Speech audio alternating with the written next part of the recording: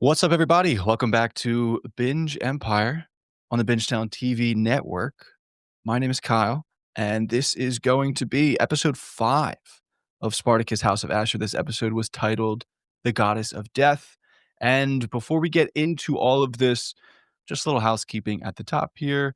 As always, if you are interested in supporting the podcast, the best way to do so is going to be liking, subscribing on whatever you are listening or watching on. Also commenting if you're on YouTube, or if you want to hit us up maybe via Twitter. That's also technically an option. That is welcomed depending on what your opinions are, and we will push back on opinions that we do not agree with, as some people have learned over the past couple of weeks. And then also the greatest way probably to join the conversation itself is going to be to join the Discord. So Bingetown TV, the network, the podcast network, we have a Discord. The link to that will be in the description of whatever way you are consuming the content. But that's just a great way to join the fun. That we're going to say some things. We're probably going to throw out some theories. We'll throw out some takes. We'll make some predictions at the end of this too on deaths and things. And if you have one of your own, or if you want to push back on some of ours, the Discord, I think, is the funnest way to go about doing that. So definitely join that. Okay. This is episode 5. Like I mentioned, the Goddess of Death. I am joined by Luke and Paul, Luciatus and Paulicus. And I'm tempted to say the three of us just want to jump into this. No one wants to have any comments at the top, right? Right. I'm ready to talk about it. All right, so let's go. So the way we're going to do this, we're going to bucket scenes as tightly as we possibly can to keep the conversations rolling and kind of high level with a mixture of kind of quotes and little things like that. But we don't want to get bogged down in all of the minute details. So the first kind of conversation I have here is this kind of start of the new day. So it's a combination of what's going on in the villa and what's going on in the ludus. We have Caesar and Cornelius' kind of real arrival. They're kind of remodeling a little bit. The centerpiece of this is going to be the conversation that Caesar and Ashur have. And we get a little bit of Cornelia being catty, but the big part here is Caesar and Ashur having a conversation. And then I just kind of roped in the other part of this, which is the training. So we don't really get to see much of Achilles fighting 3v1, but Doctori mentions that. But I think the big part of that is also we get more Caesar and Cornelia, and they're just kind of up on the balcony looking at all of that happen. Just for clarification, Cornelia knock down a statue of Ashur in the House of Ashur? Correct. Yes. That was, I believe, episode 1. He was really anal about getting all the details right and the work being done quickly. And then she just kind of walked in and was like, I don't like it. And they removed it. I don't think they destroyed it, but they definitely removed it.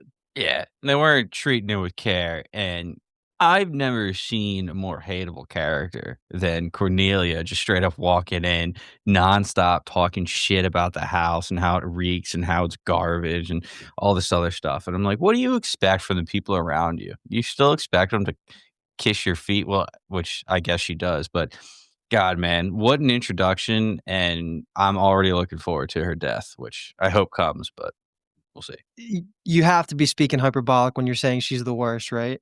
Do you actually think she's worse than all of the other? Because I feel like what this show does best, if it does one thing incredibly, it's making hateable Roman women that are always schemers. And I feel like she fits right into that mold. I know what you meant when you're saying that she's the worst right away. But she fits right in there with the best of them, with Alithia, with Kasudia. She's a perfect Roman to be in this show. And it sounds like she's going to be sticking around longer than even Caesar, based on the conversation we get later in the episode. But yeah, Caesar makes his mark, and I think, Kyle, you pretty much nailed exactly what his vibe was going to be. He's going to go around drinking. He instantly tries to hook up with Hilara, which you called out right away too. You nailed him. You had him, which I guess goes to show you that he's written pretty consistently, and it hasn't changed too much from what he's been in the past. But yeah, I mean, he is also just as equally hateable as his wife in such a fun way that I'm a little nervous that he's going to leave next episode because he's just a good time to have on screen. But yeah, I'm sure, Kyle, you're also dying to talk about all the Pompey politics that get introduced here, because that's a major part of Caesar's storyline for this episode. And it's pretty straightforward what's going on with all that stuff, but it makes sense. It's Spartacus, and it's just good TV. So far, so good. And yeah, this was a great intro to making these two new Romans hateable, and that's the best when you have characters that you're rooting to die in horrible ways. Yeah, I think my biggest concern coming into the season was Caesar and the new actor and what it was going to be like. I'm still, I think, on the fence about his actor slightly, but I think the character and the role that he plays within the show is already off to, like, the hottest possible start. We're getting everything that, in my opinion, I wanted out of it, and pretty sure that gets headlined by this conversation of him and Ashur right from the start where he basically says, "Oh, man, like, what you thought the gods favored you and just happened to put some Cilician pirates into the market at the same time that Mhm. Viridia and Kasudia were there? Like, nah, man, like, me and Crassus, we're out here, we have influence, we have ears, we know what's happening, we know how to make moves." And it's pretty much that he says, like, "Yeah, we knew you needed help. We knew that you Mhm. couldn't gain any type of favor on your own, so we had to maneuver and basically serve it up on a silver platter for you." And I was just like, "Yeah, I'm You'd so called glad that that." one too. Yeah, I think that's 2 early points for Kyle in this season. Yeah, Yeah. it was pretty much exactly like we drew it up. Yeah. Yeah, we don't even need to talk about anything this episode because just go back and listen to our previous episode because We we predicted it all here. talked about Opter and Crassus potentially leading to, the market scene. Halara and Caesar, we talked about that. Halara and Viridia, we knew that was coming. So it was really fun to watch and just see all of our theories just kind of hit the nail on the head, even though we're like, yeah, I could see this situation Mhm. coming up. And all of a sudden it's like, bam, that's what happened, baby. I think we should be proud of our last podcast. No, 100%, and also, it was a blast, and I'm Mhm. sure this one will be something similar as we get into kind of a lot of that political machinations and maneuvering that happens a little bit later. But the only other thing I feel like I wanted to call out specifically here is that this is where we get not necessarily, I guess it's the start because it's the first time we see Caesar, but I think a theme of this episode and probably the most used word besides the thes, the ahs, the ands, is tradition. I feel like they talk about it so much in this episode, and we've kind of touched on it a little bit throughout our coverage, but really they're placing Caesar as this kind of, I don't really know what the right word might be, but he's just like anti-tradition. He doesn't care about any of it. He just wants to kind of have his own fun. He has his own machinations. He does what he wants, and he does what he wants to get what he wants as well. And they kind of talk about it here, like Asher's kind of like, Gabinius is a guy that's mired in tradition, and Caesar's like, like I'll speak to him, like it is what it is. And then they also introduce us as Caesar and Cornelia are watching Achilea train, and they're like, oh, got a chick down there. And Cornelia is like, whatever about it. She thinks it's weird, but he is kind of like, this is interesting. Like Mhm. he's kind of into it throughout the whole episode. He is also a voice kind of backing her in a way.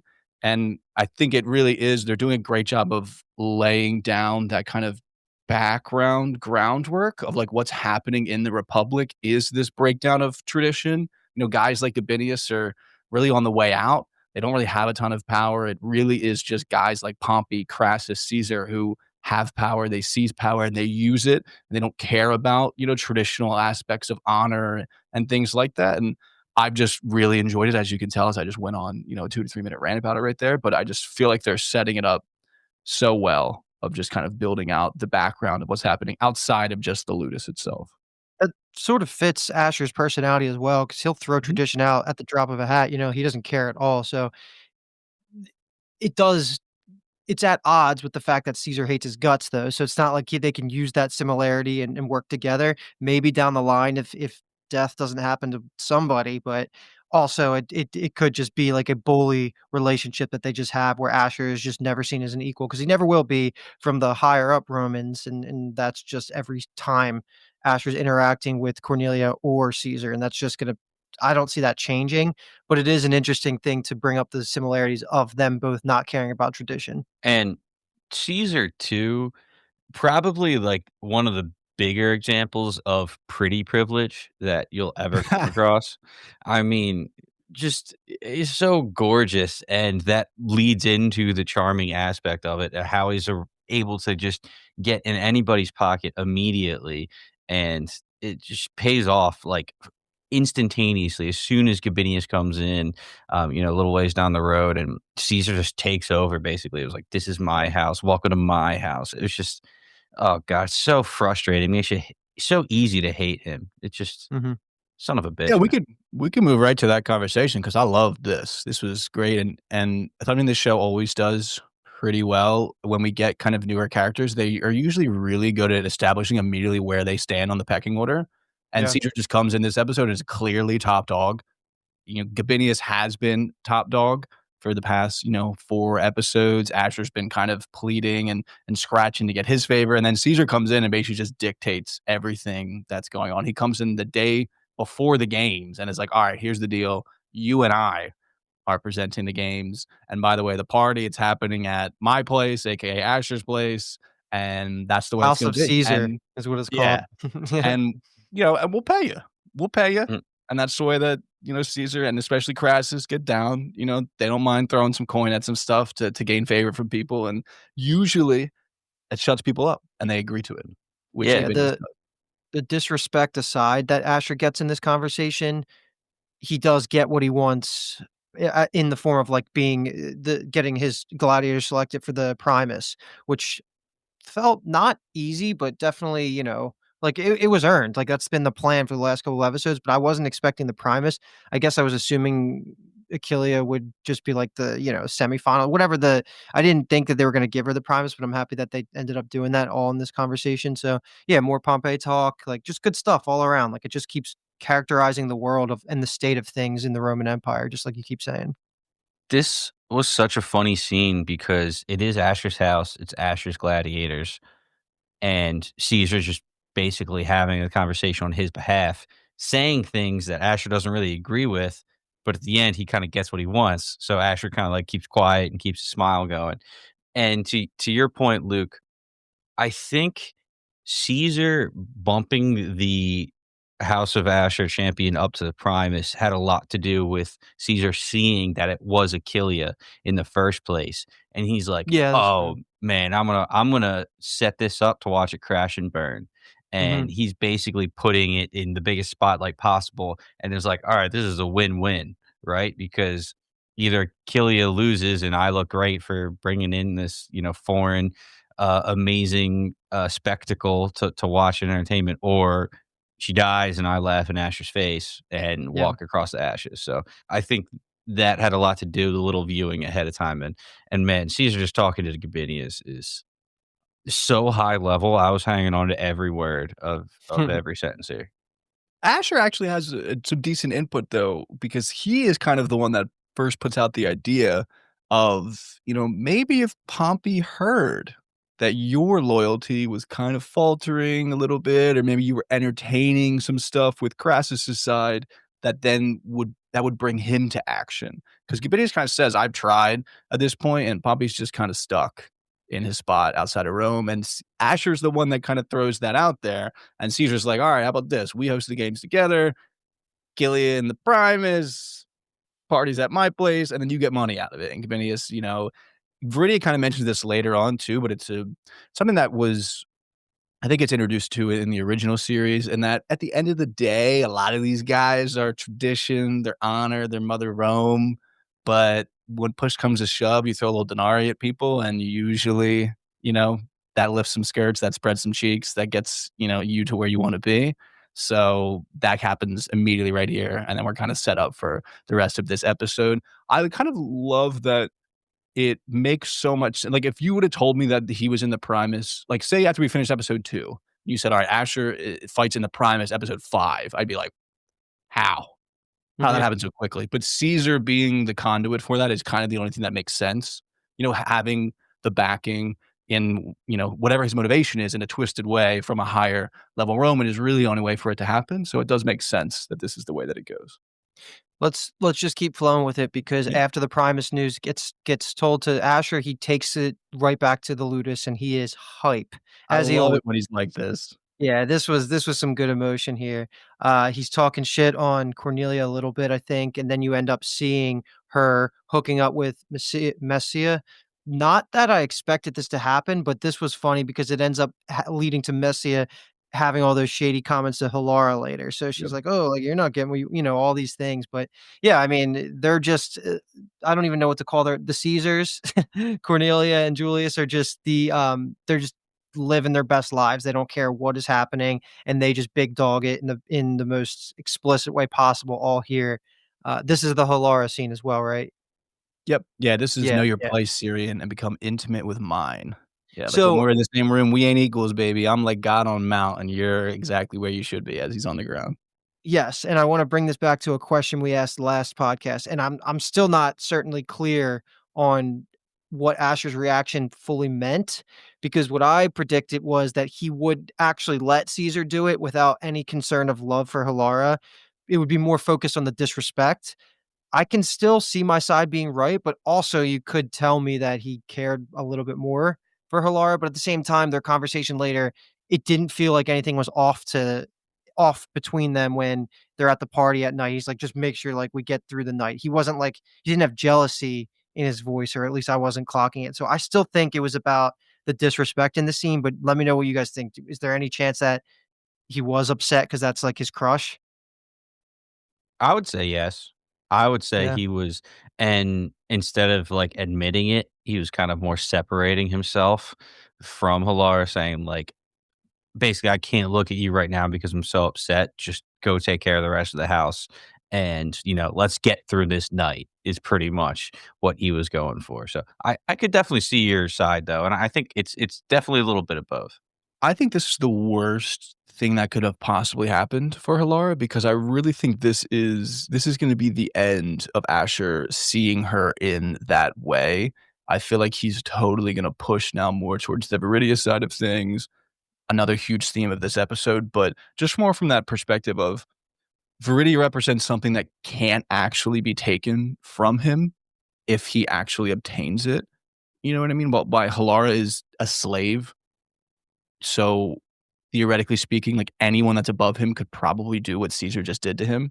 And I think that now to him, she stands as kind of like a symbol essentially of where he stands in the pecking order currently. And I just feel like he is petty is not the word for this situation. He is petty, but I don't think that's the correct word to describe the way he would feel about that. But he's just, I think that's going to turn him off completely from anything that could have been romantic with them. I think she just stands pretty much as a monument to his hatred for like Caesar and like being under people and things like that. You know what I mean? Because Caesar even says to when he before he bangs her, where he says to Ashley, he says, "Arise and bear witness to true power levied." And it's just like, yeah, that's exactly what happened here. It's just like I'm the big dog and know your place, and I'm banging your chick right now, and there's literally nothing. You tried to stop me, and I beat you up, and then I banged her, and that's how it goes. And we're still on track then, I guess, for everything to play out where Halara kills Viridia, the episode Yep. 1 prediction I put out there, and I would love if I get that right because I could still see it happening. I feel like it's all coming into place here, but we'll save some of the Viridia stuff for the night, which I think we're about to get to, right? Like, this is gonna be the main part of the podcast, but if there's anything else, like, before we get to the actual party, Yeah, I mean, the maybe we only thing talk would be about the the the gladiators for a bros. second? Yeah. Yeah, they just have that midday meal. I don't know if anyone wanted to make a comment on kinda Tarkon taking that, like, leadership role in a weird way where he's kinda hyping the boys up, and we just because we get the question again that we Yeah. talked about in episode 1 that's, famous from the original series, and he again flips it on us, and where we're kind of moving back maybe within the ludus to tradition itself, and that was interesting seeing it, although we learn at the end it's self-centered for him. Specifically, he's not really hyping the boys up in He's that way. going back and forth, man. Targon, Yeah. I want to believe in him because it feels like he's making the right decision half the time. Like, he is giving this speech, and it's not about opportunity. You're not standing on sands of opportunity. You're standing, of past glory, and he loves that honor aspect of it. So, like, I feel like he's half in the right, the right mindset, but his, like, hatred towards Achillea and even his resentment towards his father almost feels like it's coming out more. So it's like he's going in the right direction, but not caring about the people around him, which is just a collision course for catastrophe. And I like, I, I want to say that he got the message with the conversation with his dad last episode, and it felt like it when he's saying, like, win and become champion of this house, giving a little bit of bread, setting a good, example for the other gladiators. But then at the end of the day, he has his own, ambitions. He wants to be champion, and I'm trying to figure out in my head who's set up to be the most tragic character. And in before this episode, I thought it was gonna be Chorus with his situation with Apter. Then I thought now it's gonna be Halara with her situation with Ashur and Viridia. But now with the contents of this episode, Tarkon, his father, and Achillea are just the most complicated. I don't want to say love triangle, but like relationship Yeah. triangle. Because now with oh my god, Kelidus. I was gonna say Creticus for a second. I was like, we're not bringing that douchebag back into this. But you're thinking there's a reason why you're thinking about him, which we talked about previously. It's complicated. I'll save it until we get more towards that scene in the end. But their relationship's just so tough. Mhm. Yeah, And for sure. And we also can just say like contestants for the arena fight got announced also in this part. And at this point, if you listen back to our last Death Flag segment at the end of last podcast, I was thinking I had a great shot here because Tarkon and his dad got picked. I wasn't expecting Keldon to get picked, but that made me think there was a decent shot one of the pairing was going to die. And then of course, Paul, your boy got picked too. I think you pick Ephesius, yeah, yeah. Theseus, yeah. Ephesius that didn't amount to anything either, which was very upsetting. But I thought we were guaranteed one of us was going to get a point there. It ends up not happening, but we'll save that for later. Yeah, okay. So we can get into now what's going to be it's not the appetizer to the games because it's honestly probably the main course and the games are probably dessert at this point, but which is the Kina Liberia, the John Cena Liberia, however you want to pronounce that. And man, there's just a ton of conversations that have here. What a just an ensemble piece of television this was of people maneuvering around a room and just running into someone else that we want to see them talk to, and then they talk to them.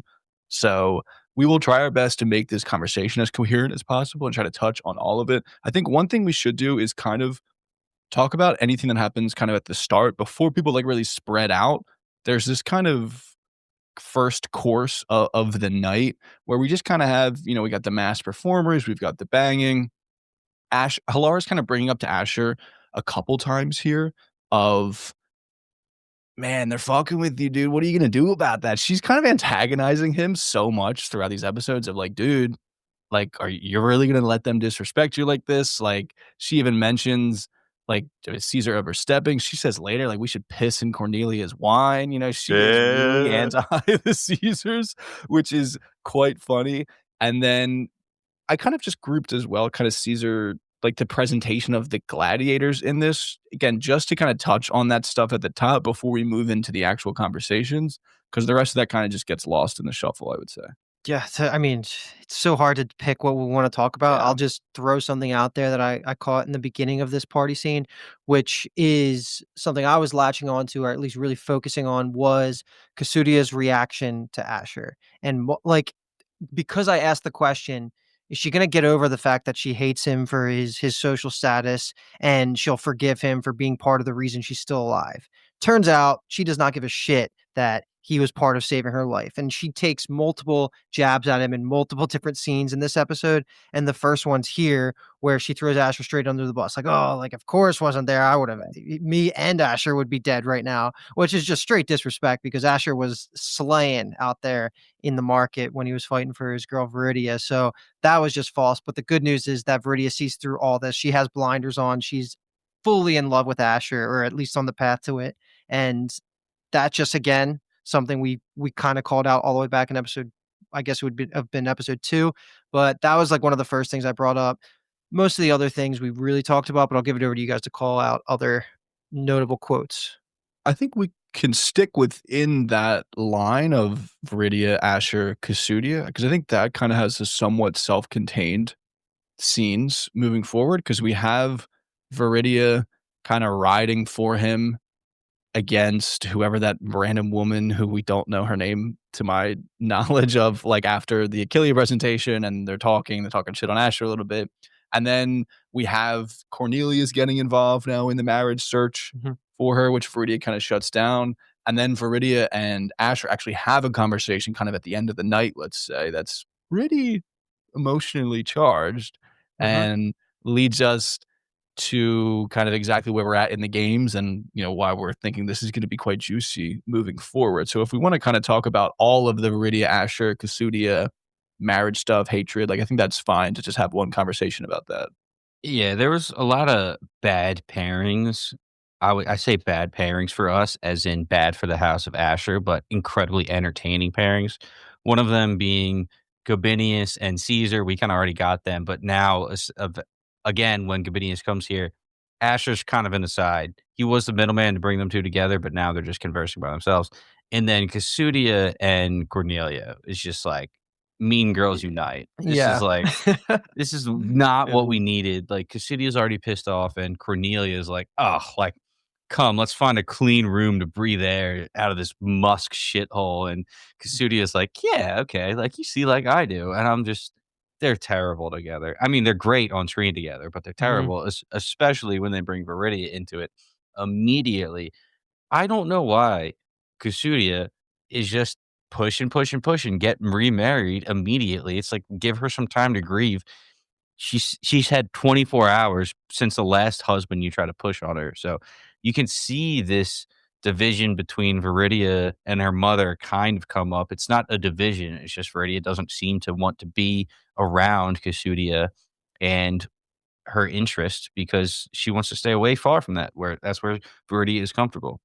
So, Mhm.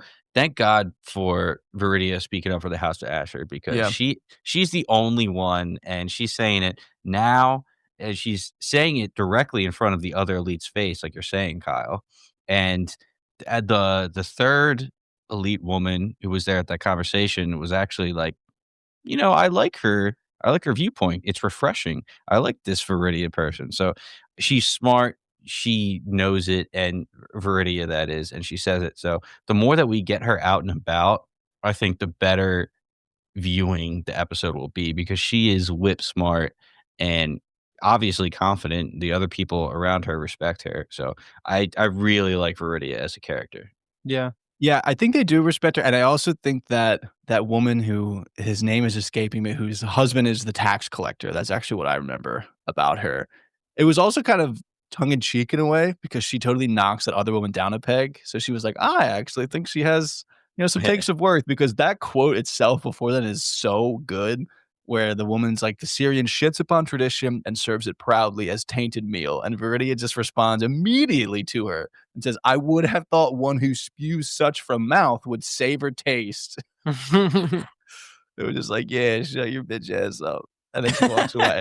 But then and then Viridia, she's backing Asher the whole night. She's having all these conversations and she's not backing down like you're saying. And then they finally get the scene together, which is just them going back and forth of like, "You killed Spartacus. I love you." And he's like, "I would do it 1,000 times just to hear you say that." They just have this same song and dance about things. And they were close to almost kissing in public. It felt like right here. And Viridia was the one that had to be like, I can't do this right here. Are we good with Ashridia? That's their name? Because the other Yeah. option Vasher? is Varasher. Whoa. If we just say I don't. Vasher, that Vasher's good. Vasher is Cosmere good. unite, baby.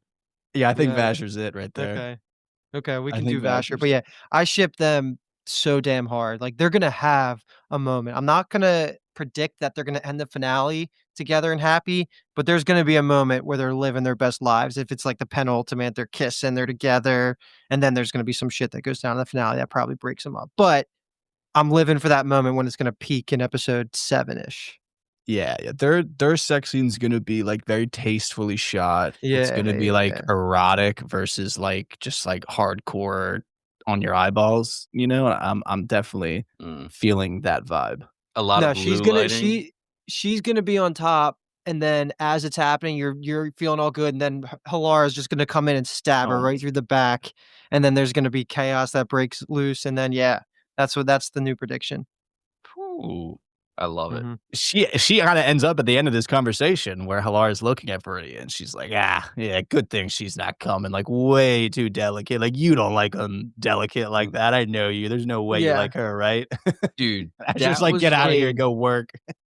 I was like the scene from The Office where Dwight is just standing there and Angela just pops up and, like, scares the shit out of him from the left. Like, Hilaria just pops up and is like, "Wow, Yeah. she really sucks, doesn't she?" And Asher's like, "Oh my god, why don't we just get through this night first, alright?" So She Yeah, is the yeah. exact opposite of Doctor, because Doctor in the beginning of this is like, "Alright, I should go check on the boys." Like, he yeah. immediately dips out and completely lets Asher have his moment, which is so good. But last thing I'll just say here, because again, theme of the episode, and I'll just keep reiterating it. Viridia is kind of not necessarily anti-tradition, but she kinda compliments him, saying, like, "It's nice to see you gazing forward and not backward," and she kinda gives him a little advice about her dad, like, he's really kinda stuck in with tradition stuff, but, time might make him soften to these types of things, so it's not like it's, completely hopeless. I like the idea that Asher said, "Oh, like, that is wise counsel," and then he says a line, like, a second later, and she's like, "Oh, counsel returned." Like, she's just so happy to be in his presence.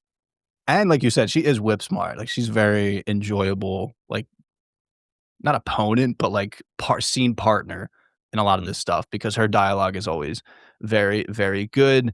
I think we can kind of keep on this maybe lovers trajectory and Sure. get right to a big one, which is going to be Doctoria and Opiter.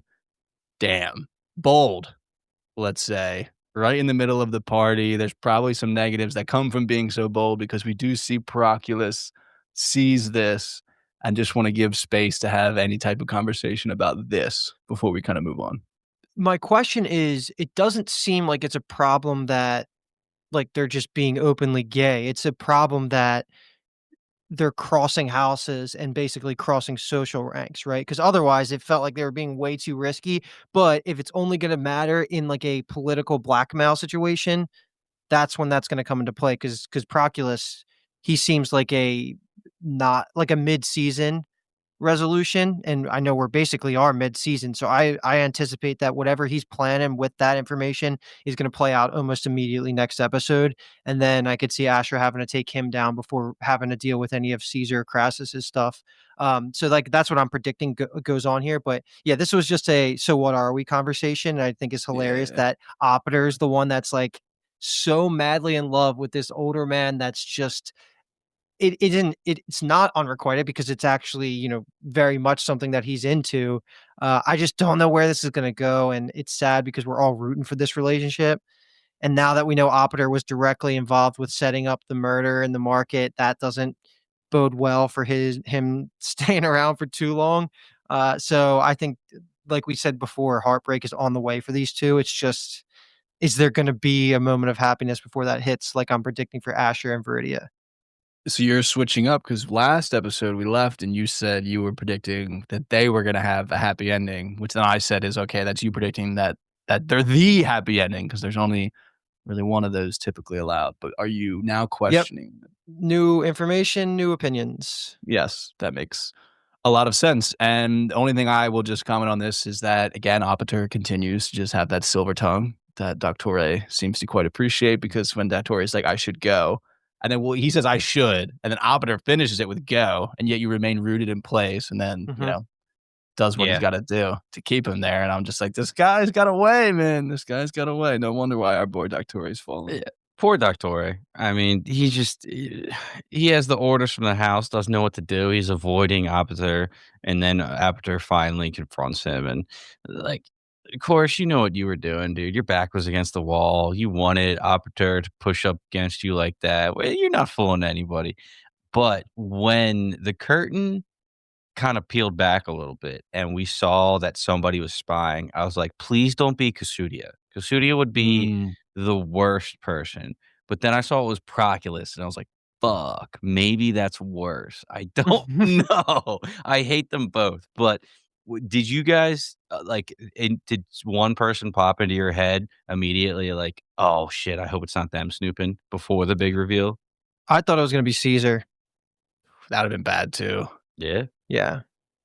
That'd have been bad in a way that like Caesar maybe not have intended, but he doesn't care about the consequences of anything he does. I just like would have been I feel like he bad would've because called it would them have got out, out.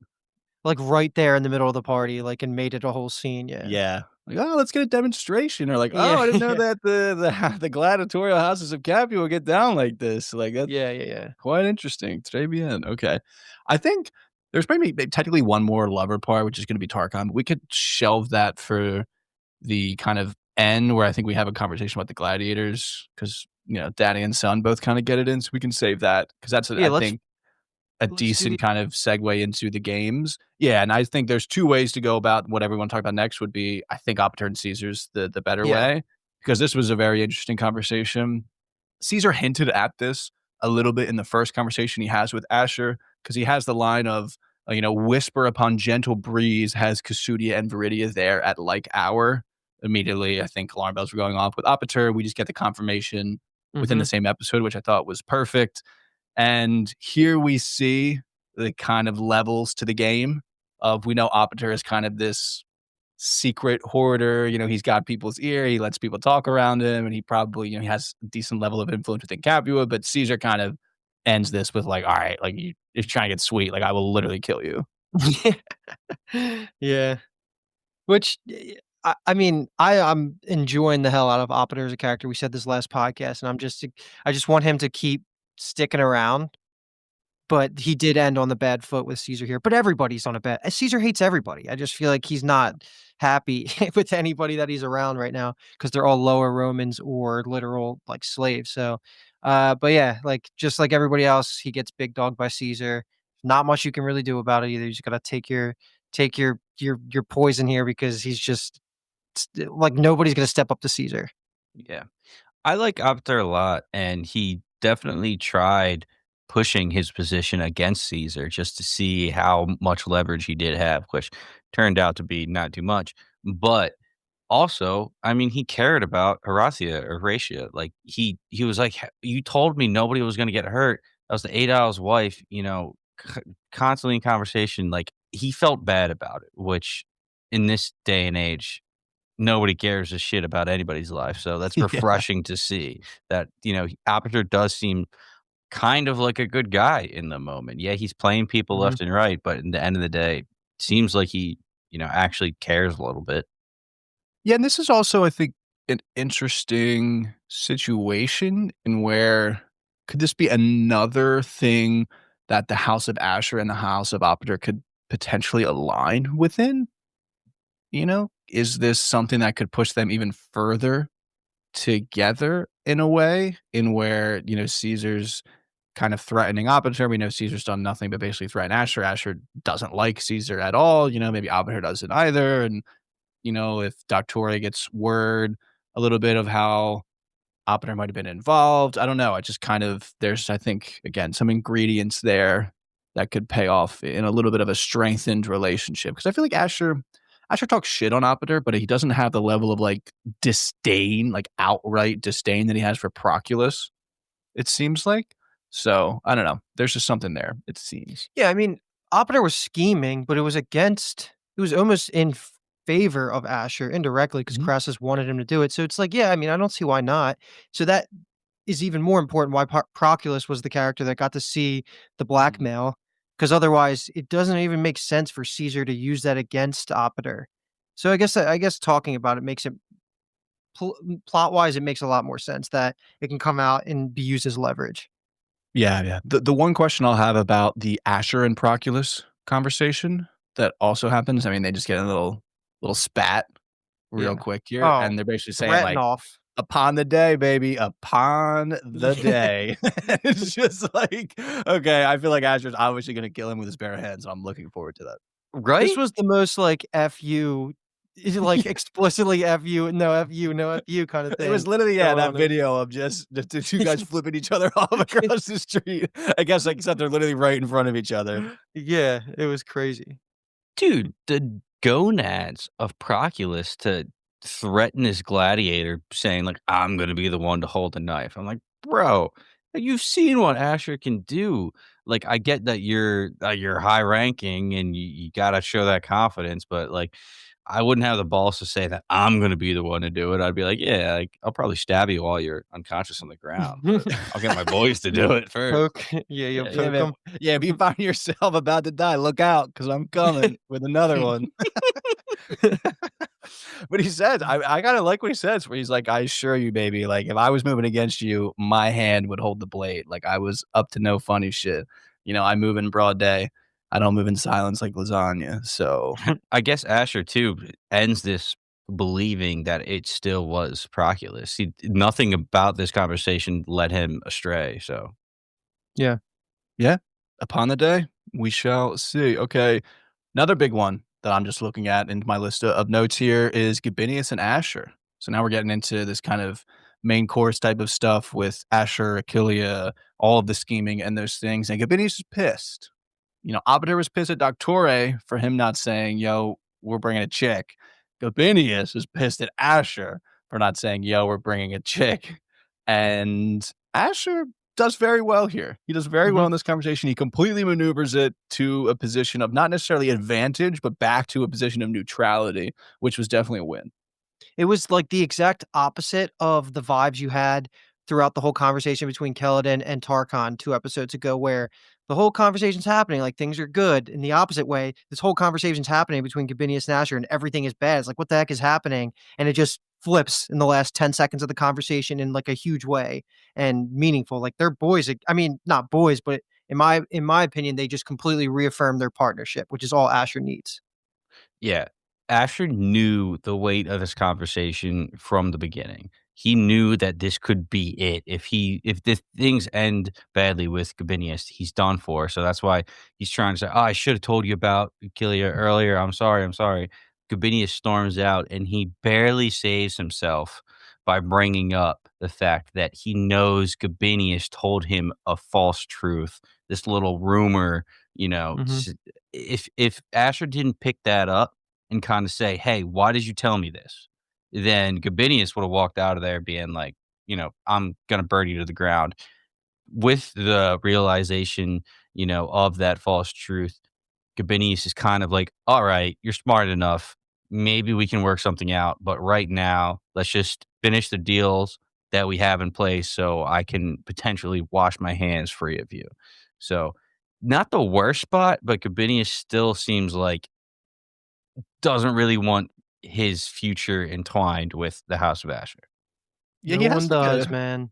he has like a weird, almost like unconscious level of respect for Asher at times because when Gabinius kind of says, like, "All right, just give it to me plain, like, you didn't tell Crassus what I told you.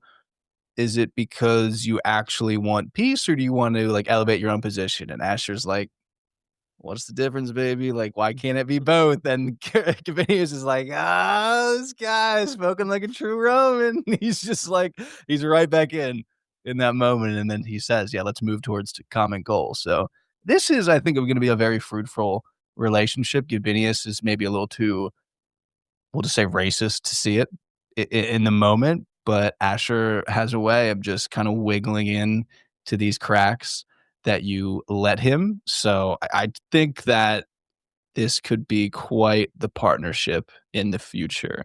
So I just feel like at the end of this, like Asher is, I don't think he ever really liked Caesar, and now it's kind of just like absolutely fuck that guy. So Gabinius is kind of there as a Roman with station that can kind of give him a level of legitimacy. So I think that's how that pendulum's going to swing a little bit moving forward.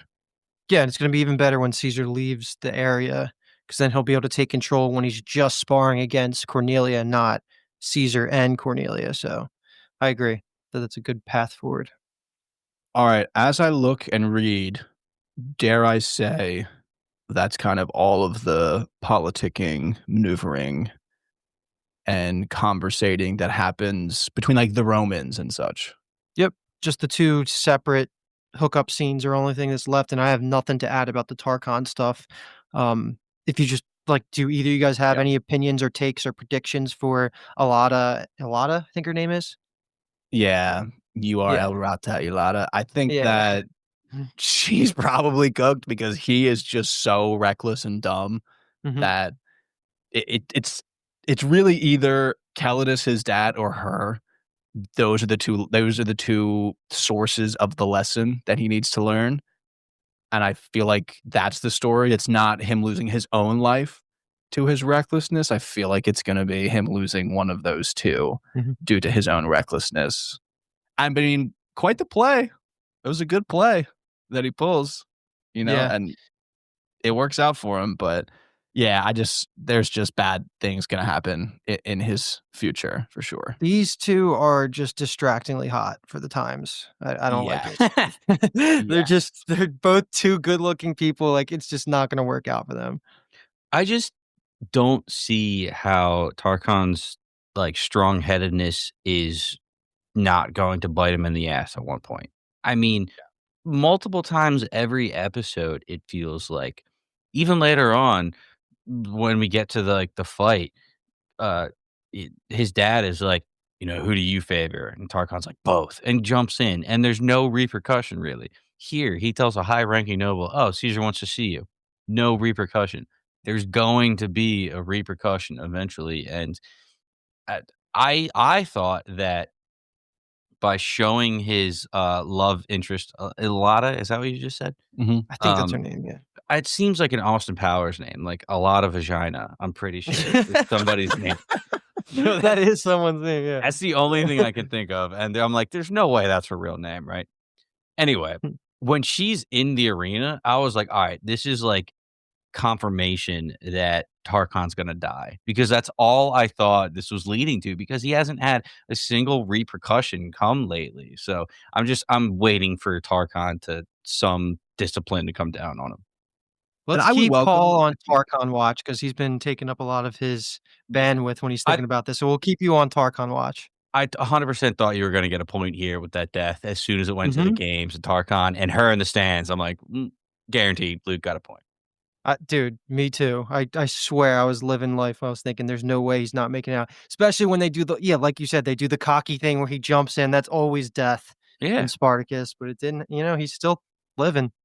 Yeah, I would like the subversion. I guess it's only a subversion to me because I'm not expecting it, but of him actually dying and it being maybe like Calidus' story to mourn him, doing like thinking he could have done more. I just feel like that it's going to be Tarkan is the one that has to learn that stuff, and I think learn it he might. I don't know. I was expecting to like him, and maybe that's pretty privilege. Where I was like, okay, this guy is probably going to be cool, and he's just kind of not at all. He just kind of sucks, to be honest. And I'm kind of waiting for him to suck less. And I think also, subconsciously he's banging a hot chick, so it's like, okay, he's cool. So I guess that's really the literal only thing working in his favor. His dad, though, on the other hand, total beast, because we can talk quickly about this. Calidus and Achillea, I'm almost upset that we didn't call this out at all, because in the moment when they're talking, I'm like, this felt so obvious that it was going to happen at some point. But we do get the interesting kind of confirmation that Achillea likes women here. She's not really interested in men, but she kind of looks at Calidus as like, you're the best of a bad bunch, and this might be my last night in this life, so why not? And why not? Because I liked it. It worked. I'm glad it happened. Is that what you got out of that comment? Because I thought she was just saying like, oh, like none of you guys are my type, but you are the most like my type and least a piece of shit, I guess. Okay. I took that as in her type didn't have cock. I mean, you could be picking up on way more than I. I thought that was her saying that she likes a lot of vagina. Oh, okay. I see what you're saying. So she's gonna fight Tarkan for Ilata? Yeah. Oh, honestly, yeah. Love it.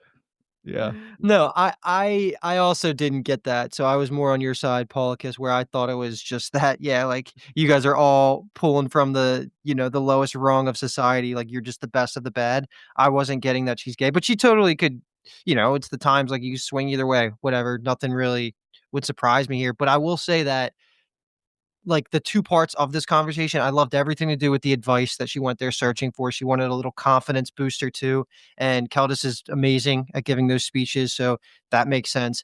I am not buying these two as like any sort of like actually romantic thing, only because maybe it was just like a hope of mine that I thought Achilles as a character wasn't even gonna have like a legitimate like romantic bone in her body. And it's fine that she does. I just personally don't think in the first 4 episodes of this season that they did a good job of showing that that was even a possibility. So I almost feel like it's going against her as a character from what I've seen. And that feels a little weird to say because I've only known her through 5 episodes, but everything to do with this hookup came out of left field in almost like a, I don't know, kind of way.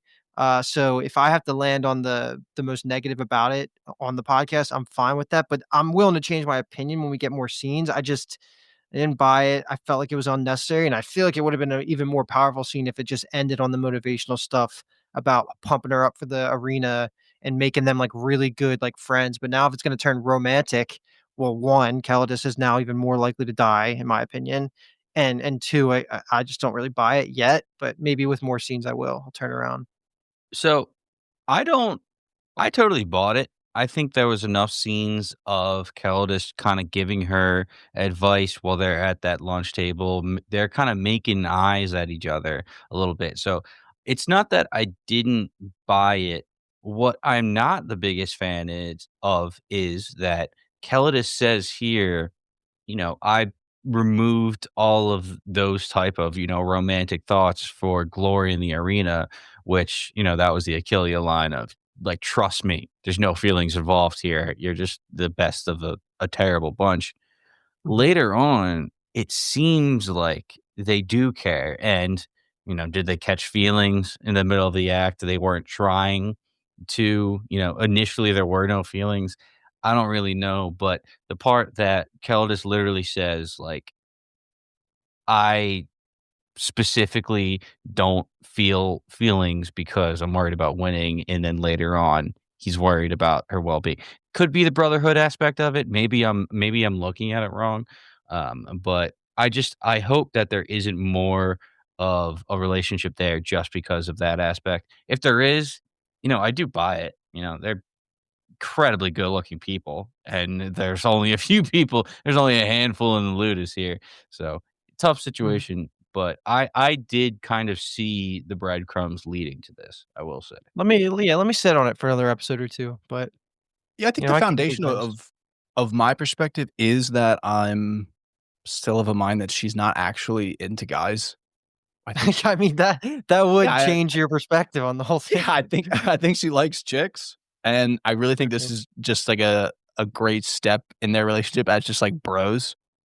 I Okay. think it's more of the like they're really just they're bros, If I you saw know? them dap up once, maybe I would more agree with you, but I they think it'll didn't. come for sure, it just gotta come after the I won't say that. But, I think that that's the way it's going to materialize.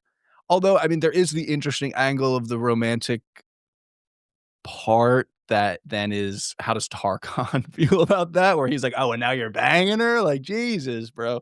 So, like, that could be quite the angle or addition maybe to that relationship or love triangle, as Paul Definitely. wants to call it. So, I think Well, there's I called know. a There's relationship triangle, yeah. okay? Not a I think love triangle. I think there's just a lot more that we need to see, before any flags need to be planted, besides the fact that I'm planting the flag that Mm. she is a lesbian.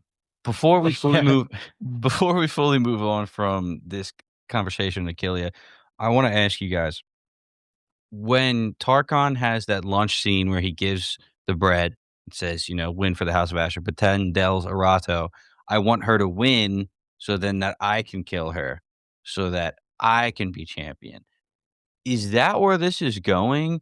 And in that situation, is, like, Tarkon going to want to kill Achilles, and Calidus is going to be either forced with Mm. sacrificing himself or killing his son to save Achilles? So this plays more into the Calidus has feelings for Achilles conversation that I was having. So Kyle, if what you're saying is true, maybe Calidus isn't going to be put in a situation where he has to choose, his lover or his son.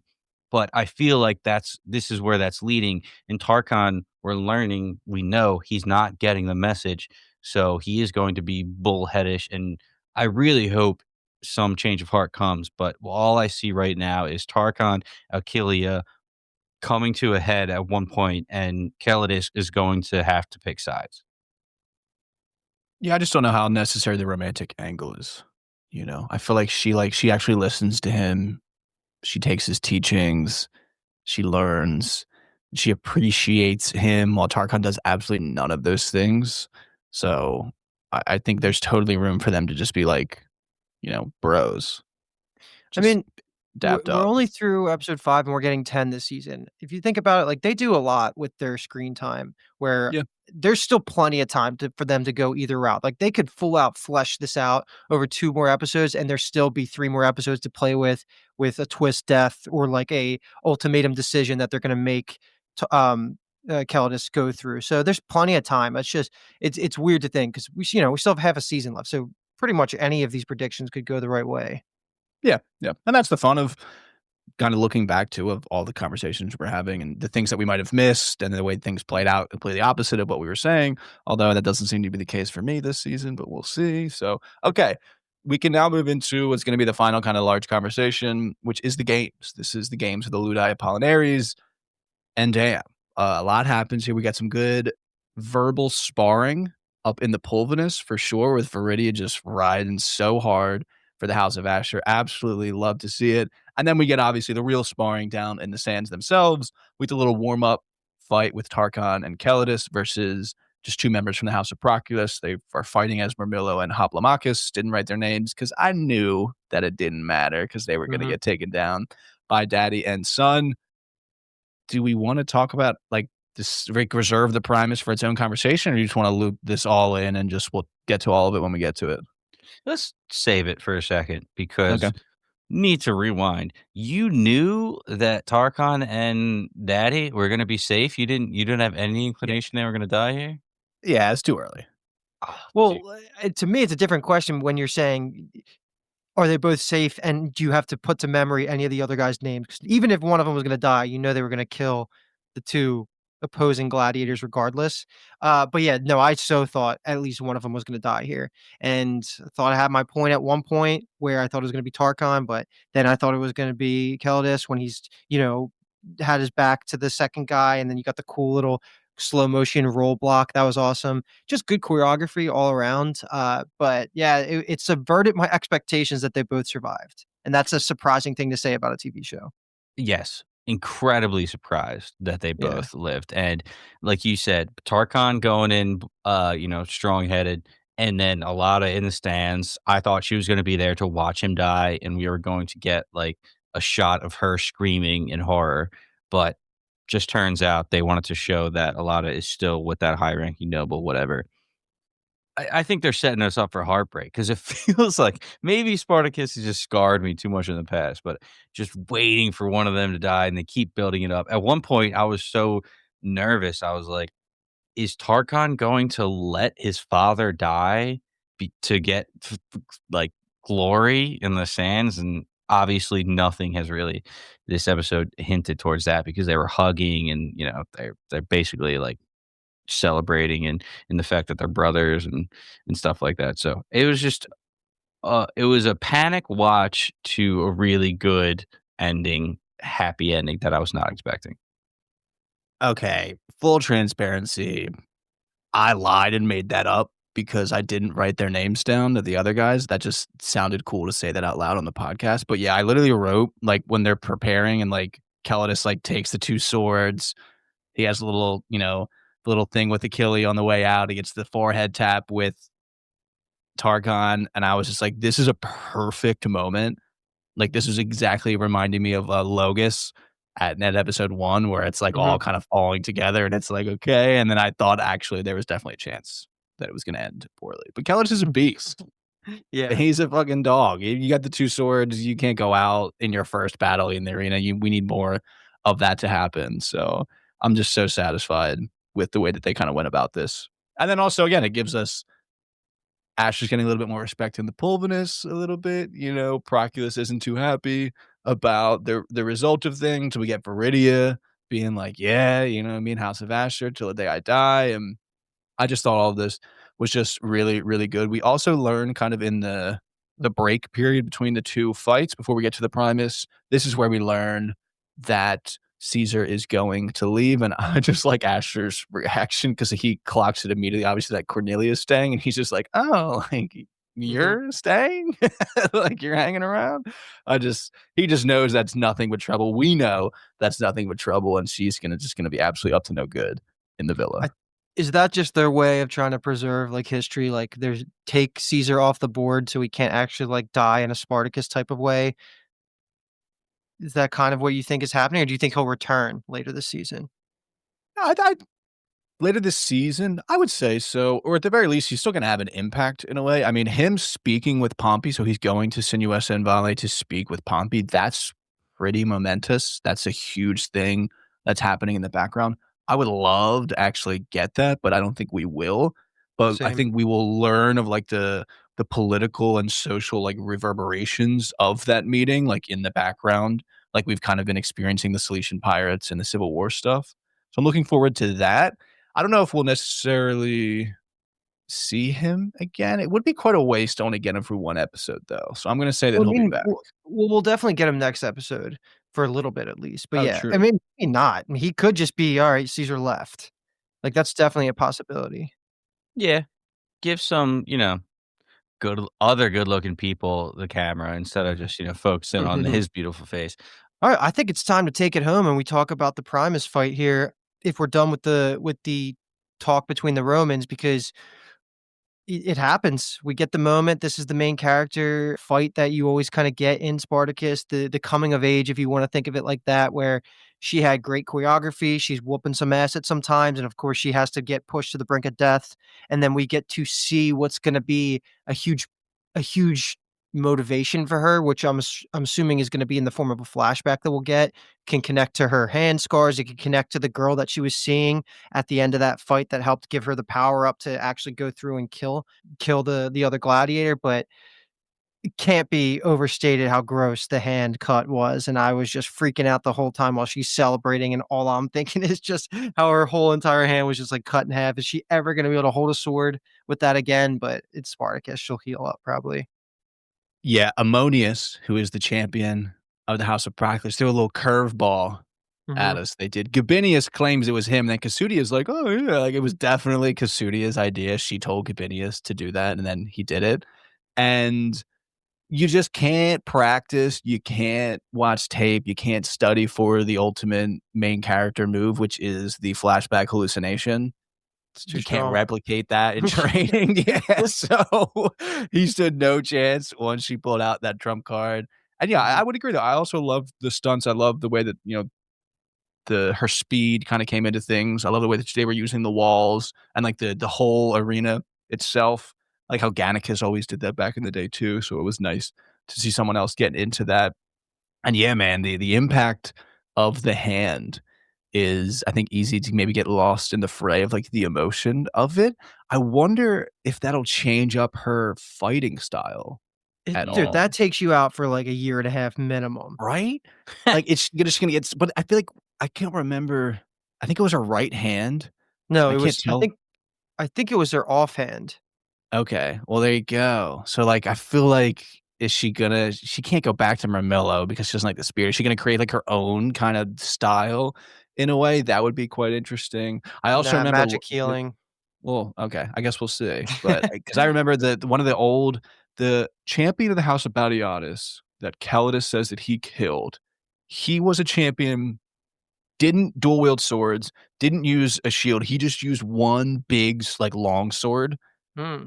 That would be kinda cool, but I also don't feel like it really fits her so well, so we'll just kinda see what they end up doing with this. We got oh my god, why can't I remember his name? German gladiator who was Spartacus' right hand, Agron. Agron gets crucified in the original series, but then they save him, and, like, they kind of create, like, this little shield sword deal for him. Made me think of that a little bit. We'll just see how this all plays out. Yeah, that's what I was thinking was Achille was going to stay with the Domicarius style, just somehow they tie a sword to her arm, so she basically has it permanently, not permanently attached all the time, but in the arena, and that could. Permanently would be crazy. Yeah, she's a change from Luke from Malazan, one of the just sword arms. Yeah. I think one of the good things about Achilea that they really show is that she's not the strongest. She doesn't have the training, but she just doesn't stop fighting. Like, she doesn't wanna die, and she obviously has a speed with that be able to, like, kick off and flip over the wall, which I thought was a great shot. But so many gladiators would just accept their death when Ammonius is walking towards them and their hand is just split in half. But I think that plays into her character, that she doesn't stop fighting is the reason why she was able to cut Chorus, when they were finally fighting towards the very end, when she was pushed to the very, very edge. So I know people are going to complain, be like, oh, fucking not realistic woman gladiator. But I'm like, Yeah. she's a fighter, dude. She is fighting till the very, very end. And that's what you love about her. So I think they did a great first fight in the arena for Achilea here without just making her like incredibly powerful without any reasoning. Oh my I, god, I, yeah. I thought it was great. Claps all around. I mean, I couldn't have been happier with the fight. Like, I mean, I guess I could have been happier, but it was no bringer of rain moment, but it was as good as you get if you're not Spartacus. Yeah, and I mean, she took a lot of shots in Mhm. this. And also, I mean, it's a very purposeful message the way that she kills him too. I mean, he's saying like, I'm gonna fuck your corpse, and she pretty much does it to him. That's how she creates his corpse, almost in a way which horrifically painful, but sorry, brother. Get good. And an interesting Couldn't thing imagine was, dying that way. oh my god, so painful. I'm currently thinking, ugh. Okay. The Brothers Ferrix aspect of this was funny because Oh, yeah. they're maintaining them at like, that is a side effect of this, is that they are maintaining them as a presence within the show. They are still kind of almost this goal to work for in this way, which is such an interesting place. I did not anticipate the switch up of the matchup in the Primus, and then, yeah, they kind of throw some digs at them. It's pretty funny when they have no idea what's happening, They're like, actually. we can't see.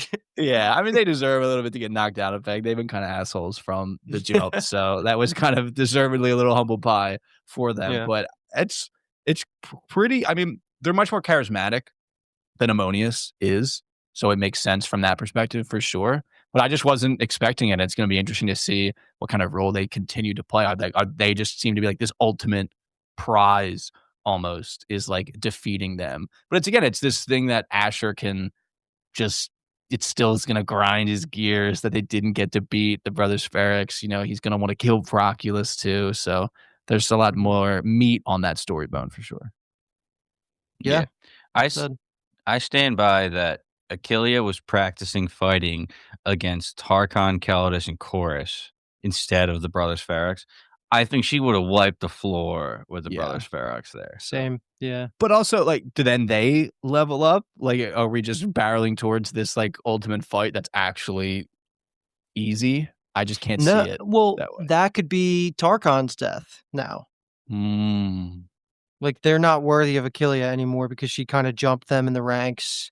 I feel like it's almost offensive at this point to try and downgrade, because that was the whole point. Was Gabinius is like, "We're gonna upgrade your opponent because you're boasting so much." So now, like, I mean, that gives us a named fighter for some of our other gladiators. I like that. Mm. And Mm. I mean, Yeah, that's and it's Tarchon's. that's learn patience or die, baby.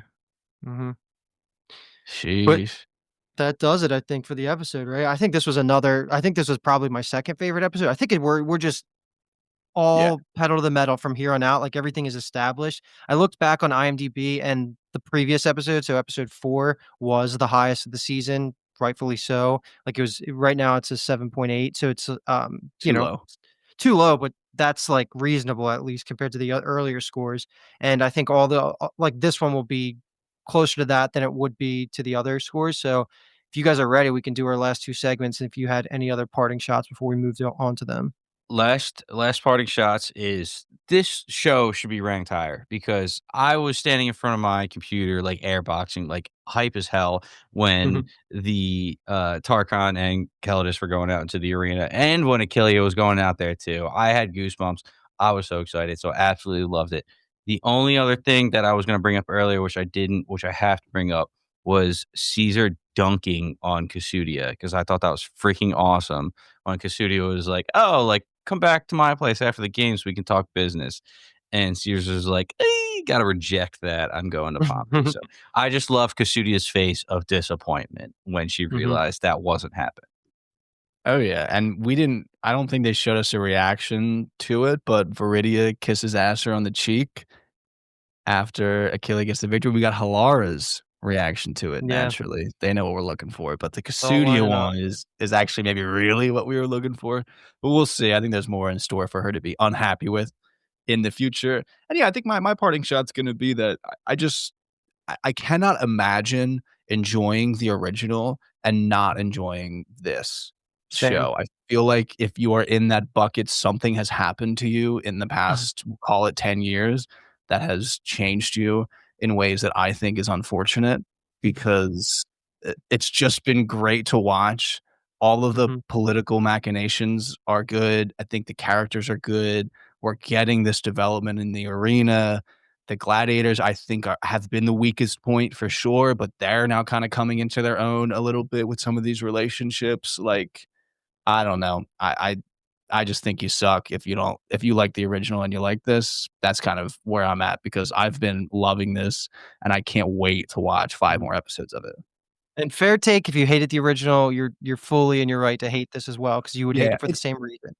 it's funny, it's like seeing because I shouldn't look so much into their, like, actual reviews that people leave that they write up, but some of them being like, "Oh my god, like, so much nudity and gore, 1 star," and it's like, you didn't read anything before Oh, you just right. dove into the show because you had no idea what you were getting yourself into. We did, and we're loving it. Absolutely. All right, I think we're ready to move on to our final 2 segments and we can get out of here. And what we started doing last episode, and we're going to continue that, is the new segment called Plant Your Death Flag. So, just a quick reminder of how this works. Simple as the name suggests, we are going to take turns picking people that we think are going to die in the immediate next episode. So, the for this week's segment, we're going to be predicting who's going to die in episode 6. Nobody got any points for last episode where I predict Tarkon would die. He didn't. Kyle predict one of Ashur's random slave girls was going to die by Caesar in a weird attack. Didn't happen. And then Paul picked Ephesius, but he also didn't get any screen time this episode. So no wins there. And the additional rule is you're not allowed to pick the same person that you chose the previous week. So what we're going to do is switch up the ordering here. And now for this week, it's going to go Kyle, Paul, then me. Quick clarification. Yes. I can't pick who I picked last week, but I can Yes. pick who you picked last week. Correct.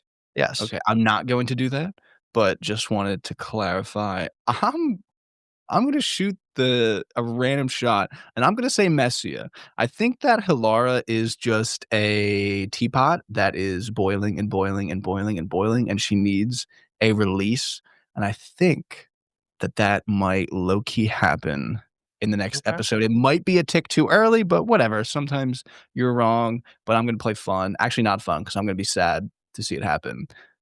But I think that Messi is, like, kind of maneuvering a bit of a, like, nice position, like, Cornelia kinda likes her, it seems like, for what she has to offer, and that might be just, like, the final straw for Hilara, so Messi. Okay. Paul?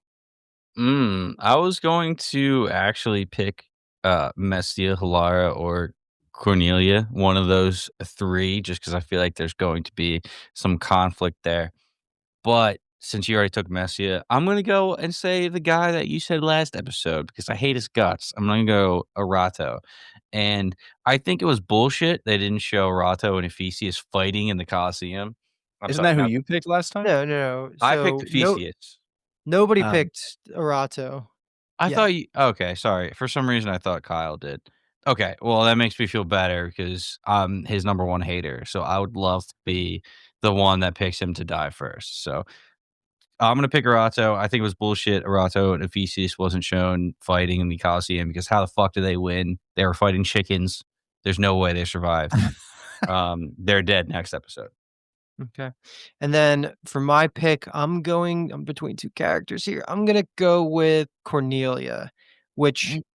feels potentially premature, but at the same time, Caesar leaving, she's gonna get on everybody's nerves pretty damn quickly, and as much as things have been escalating plot-wise, Ashur hasn't really done anything insanely crazy, and if he ends up killing Caesar's wife to either as a power play or for something, that to me feels like a mini form of revenge that would be satisfying. It's not big enough for it to be part of a finale, so I'm gonna stick with Cornelia dying in episode 6. I love it. Rip that nipple ring out and kill her with it.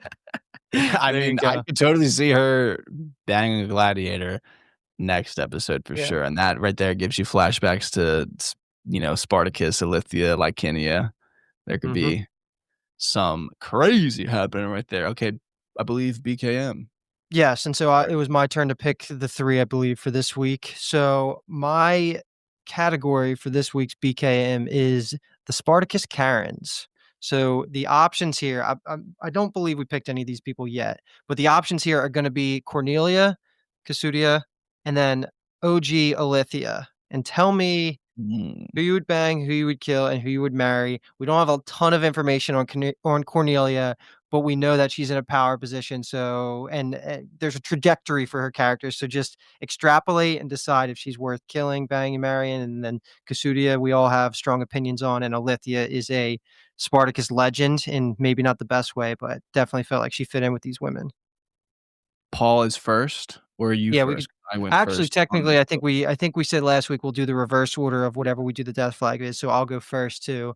So my answers I wrote down were I said that I would kill Kasudia because she just is so hateable, and I would love to be part of that scheme in Spartacus. So I'm gonna kill Kasudia, and I actually ended up banging Alithia and marrying Cornelia, just because Cornelia has the potential to be the worst of all of them, but she has yet to do that on screen for me. And Alithia, I always thought was very hot. So that is gonna be my answer. Yeah. So now, Paul, your pick. I think I'm killing myself. I Well, that's crazy. You're not gonna bang someone on the way out? Dude, all of these, I just hate these 3 women. This is insane. Alright, I guess I'm going to kill Alethea Okay. because know everything happened there. And then I guess I'll marry Cornelia and bang Kasudia, and I'm not happy in one part of my life going forward. 2 Cornelia marriages right there. I think I actually have the same answer as Paul, and I think I'm gonna be happy about it instead of a whiny little baby about it, because I think Alithia was honestly as Luke was going, I was gonna marry her, and then by the end of years, I was like, "Okay, maybe I'll bang her," and then Paul went, and I was like, "I'm gonna kill her." So I'm gonna kill Alithia because of, yeah, just getting a little bit maybe of revenge from the original series. I think that Cornelia, as we don't like her because we are from the perspective of Team Ashur and the House of Ashur in that way, but if you're Caesar, from his perspective, she's probably a great wife. I mean, Yeah. he has always been like this kind of hard to tame guy, but they're obviously making this, kind of pairing that works. So I wouldn't mind. Like, you just have to act like Caesar, Paul, and then you'll be happy in your life. And I feel Dude, like I'd be like, that could "Stop work out. embarrassing me. Stop talking shit on every single thing you see. You're embarrassing me in front of my friends. Also, Reel it in." I think, and then obviously I'm gonna bang Kasudia there because I think Kasudia is hot, but whatever. That's not the point. I think that Cornelia is similar to Alithia in the sense that her family itself allows a level of kind of respect within Roman society too. Her father Cinna is well known and things like that. So I think that's also another positive. So yeah, I'm going to marry Cornelia, I'm going to bang Kasudia, and I'm going to kill Alithia. Okay. So we got a Do couple what different answers Spartacus there, could but not. yeah. Yeah. The only thing probably I could do that he could not. Okay. So that is going to do it. That is episode 5, The Goddess of Death. A lot of good stuff, a lot of fighting, a lot of banging, a lot of scheming, all of the things of why we love this show. So we'll be back next week for episode 6. These episodes should continue to drop on Fridays, as does the show episode. So we're trying to get to the content as early as possible. Of quick reminder that the best way to support us in doing that, if you're having fun alongside us, is going to be liking, subscribing on whatever you're listening or watching on. And then the way to join the conversation, like I mentioned about an hour and 20 minutes ago, you're going to be to join the Discord. The link is going to be in the episode description. No matter how you are consuming the content, it should be in there for you to join and for us to kind of talk throughout the week about all of the things Spartacus and also all things other TV. Pluribus on Apple TV is coming down the wire with that season. If you want to talk about that, that channel is for sure popping off. Fallout just started on Amazon Prime. We're also covering that here on Binge Empire and everything kind of in between. Binge Empire, as I mentioned at the start too, part of the Bingetown TV podcast network. So Bingetown TV has a podcast network at this point where we cover shows on different feeds. This Binge Empire is kind of all of the big name shows that are happening around all of the streaming services. And then we have The Core, which is just covering all the stuff that happens over on Apple TV. So the aforementioned Pluribus, that coverage is over on The Core. And then we also have a couple other feeds. One of them is going to be Unreal. That's our reality TV podcast feed. We will be covering Traitors, season 4 in the US. That begins, I believe, January 8th. So we will be covering that over on the Unreal feed. And then Final Form is where we cover all of the anime shows that we know and love and have been watching ever since we were young tykes. Right now, we're doing One Punch Man. We don't talk about it too much, probably for a reason, but that's another feed in the Bingetown TV podcast network where we probably cover some shows that you like. So all of that is to say, we love you. We appreciate you listening, and we'll be back here next week. Once again, we are Binge Empire, and thank you for listening. The only reason I'm banging Alithia is to feel close to Spartacus.